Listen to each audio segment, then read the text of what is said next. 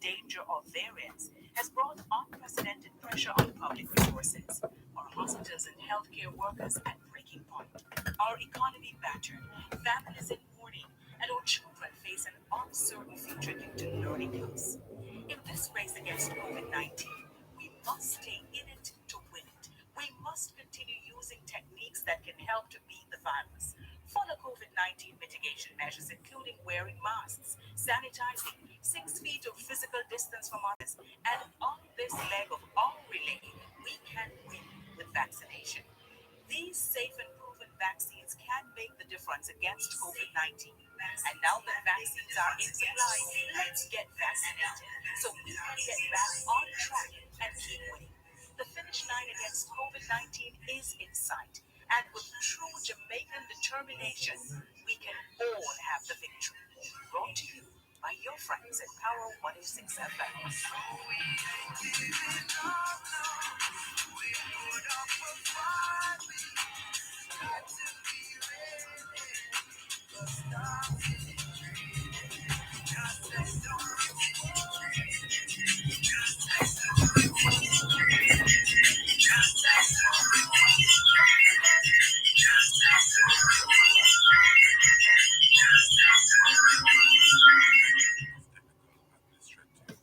Supervisory person,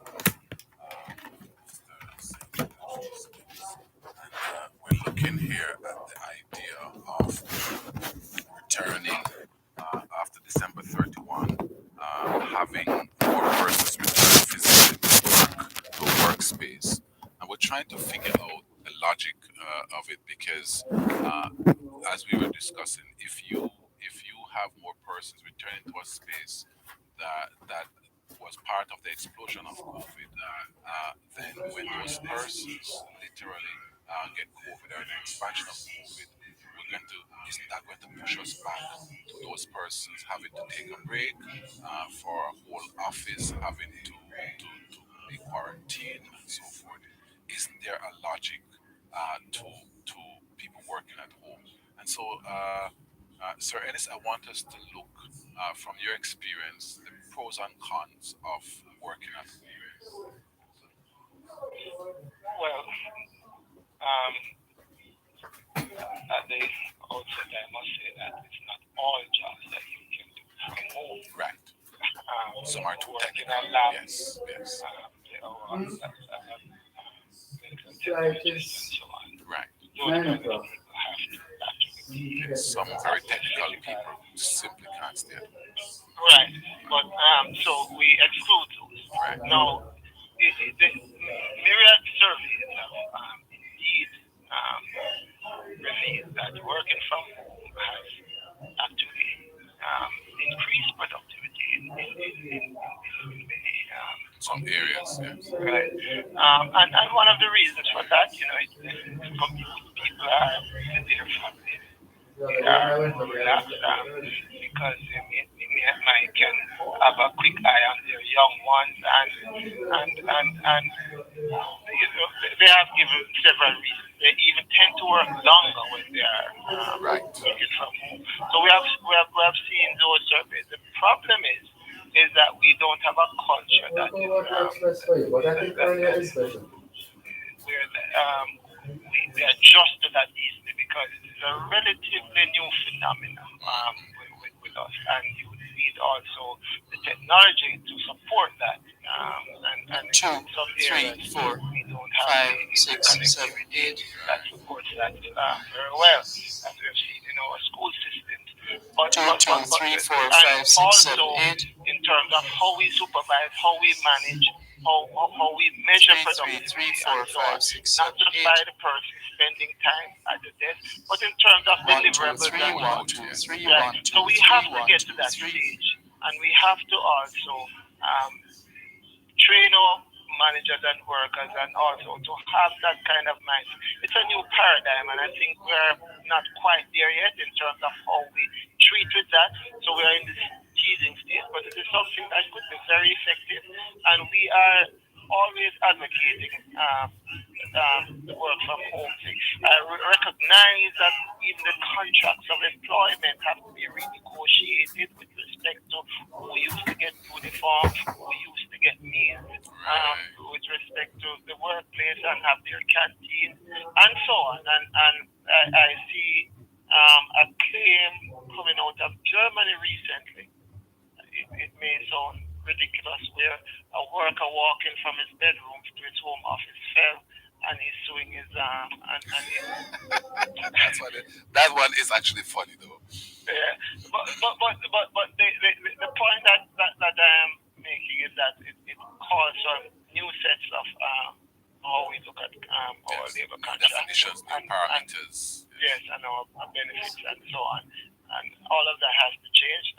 Like in the States and those places, when you buy your office furniture, you get tax exemptions and so on.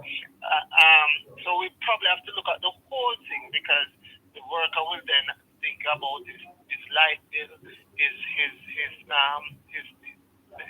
sort of office infrastructure that he would have to put in.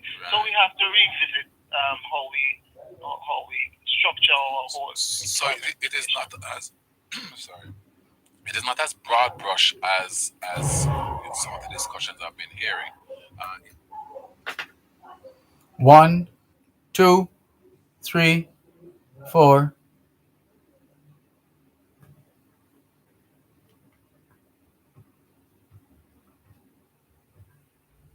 One, two, three, four.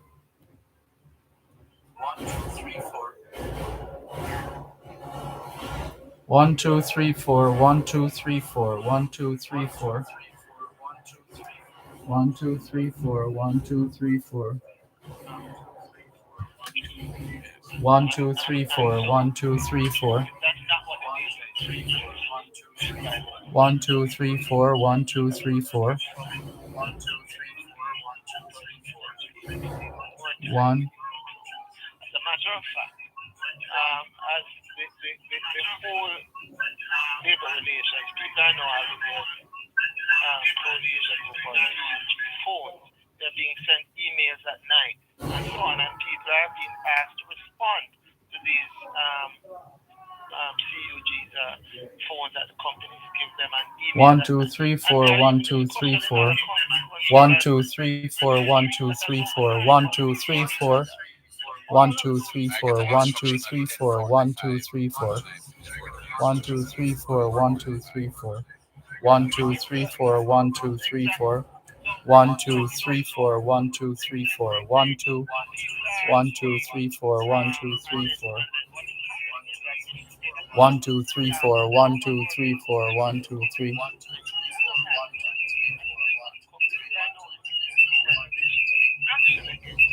Because you have not handled your supervisor normal scheduled work time. Right. So all of these things are happening as we speak, and we have not. 1, 2, 3, 4. 1, 2, 3. 1, 2, 3, 4. 1, 2, 3. 1, 2, 3, 4. 1, 2, 3. 1, 2, 3, 4. 1, 2, 3. 1, 2, 3, 4. 1, 2, 3. 1, 2, 3, 4. 1, 2, 3. 1, 2, 3, 4. 1, 2, 3. What surprises me is that when I leave the Moore campus, which is not Jamaica, and I speak with other persons, I get almost like the opposite. Like, I can't wait for us to go back to norm, and I'm like, but how do you go back to norm though when the norm has already shifted? And I'm not certain. I'm not certain that they're getting it. Right. And a lot of the world has moved that way. And companies, as a matter of fact, we are seeing now, especially companies in media, they have where many of the persons that are now working from home can set up from home and do their writings and submit it and reporting and submit it. We have seen that happening, but not only there, but also in many of the administrative secretaries are at home. Things are being sent, and two things are happening. Office space is being reduced as a consequence. Paper is being reduced, travel time is being commute is being reduced, and so on. So that is the kind of environment that is happening. So the notion and the narrative that it is idle, that is not what the data is saying. So I have not seen any 1, 2, 3, 4, 1, 2, 3. 1, 2, And 3, therefore, 4, 1, therefore 2, 3. it might be kind of us to simply suggest that a deeper examination be made of this idea of simply rushing people to a physical space where the threat of contracting COVID might actually be increased based on the knowledge we have. I was looking at some data recently from my students showing that in some workspaces, less than 20% of persons actually wear masks at work because they said they know each other. While there are other workspaces that have 80 or 90% of persons protecting themselves. So I don't think when you have such a wide band of behavior that it makes sense for us not to do the research to be able to make some judgment call on the thing. And therefore, I'm a little bit wary, just saying that we make utterances that are not backed by science. And so I'm happy that you've made it very clear that the data does not.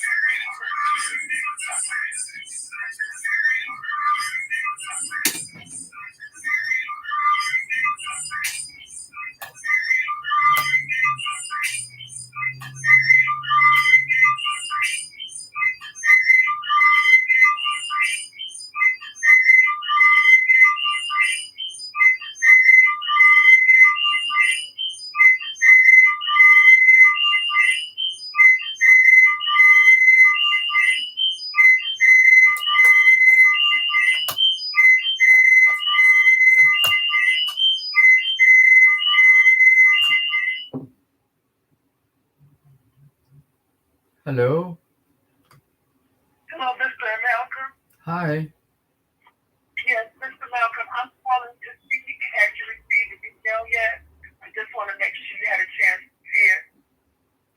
Just It's a coming moment. from I had a dream 44@gmail.com. Right, I'm not seeing it just yet, but the system is checking for the. I think this is it. Let me see. Okay. Request for author Valerie Kemp Davis and illustrator Richard Nato to be interviewed on TVJ's Smile Jamaica about a new culturally conscious children's book. Right, I'm seeing it now. But of course, personally speaking, I am not involved with Smile Jamaica. Smile Jamaica is on TVJ, which is a part of the RGR Gleaner Communications Group, and Power 106 FM, where I work, is also a part of the group. So what I would then have to do is to forward your email to a member of the Smile Jamaica team, since this message is directed to TVJ's Smile Jamaica. Okay. Now you say you're a part of what is that a radio station? Yes, Power 106 FM is a radio station which is a part of the RGR Gleaner Communications Group, of which TVJ is a member. So it's the same family, except that if you want to be on Smile Jamaica, I would have to I'd have to forward your information, the information that you sent me. I'd have to forward it to the producer of Smile Jamaica on Television Jamaica, TVJ. Okay, let me ask you this. Did you, because I think I might have interviewed in 2017, did you used to have someone on staff named Michael Gibbons? No. Okay. Mm-mm. Okay. Let's see. I'm pretty sure that was one of the radio stations. So, Mm-hmm. yes, I would love to have it forwarded, but I am interested also because I'm trying to reach as many markets as I can. Right. But Richard and I are reference to the book. Mhm. So if this is something that you all might consider as well, I would appreciate it if you would look at it, peruse it, and then Sure. I mean, that's easy. That's easy. I mean, I am awesome. both the host and the producer, so Oh, excellent. that's Definitely. easy. It's just a Yeah, matter I'll of put someone that I'll have to go through my picture gallery and so forth. But I think I did in 2017 interview, but it was like a young lady. I can't remember her name. That interviewed me. I'm gonna have to look back, but I'm sure I had an interview with 106. But yes, it was for a book entitled Jamaican Family ABC, and I launched it in 2017 in conjunction with the Civil Youth Foundation down in Augusttown, and my host, the keynote speaker at the time was Senator Rule Reed, who was, as you know, the Minister of Education at the time. And that was coordinated by now the Minister of Education, Fable Williams, because she was in on that, and it was well attended. It had a lot of press at the time. I had interview on CBM and Sunrise, and I hit multiple radio markets, and I am pretty sure, I can't think of the lady. I met her when I went to Denisha Pendergrass. I can't think of her married name now. It was her an opening or film viewing of her Rasta Soul Child. And I met her. She's light-skinned, had a short haircut. Can't think of her name. She put me in contact with this gentleman. I think his name was Michael Gibbons at the time. I'm not sure what Michael's role, but he moved on to Sun City in Portmore. right. Because when I came home in 2018, I was in